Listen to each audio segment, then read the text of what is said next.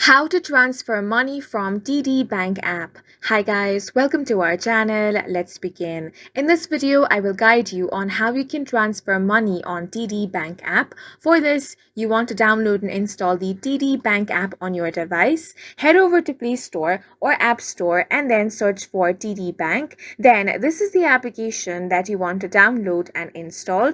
Once the application has been downloaded, make sure to sign into your account. Then, in order to transfer money, you want to go to the transfer option. Now, select the account you would like to transfer money from using the From Account drop-down menu. Now, select the account you would like to transfer money to using the To Account drop-down menu. Then enter the amount of money you want to transfer in the amount field.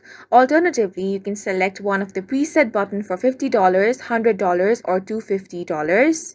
Tap on the continue button after that. Now you want to review your information and confirm that the source and destination accounts are correct. If you want to make changes, select the back button. To cancel the transaction, select the cancel button. Then select the finish transfer button to transfer your money.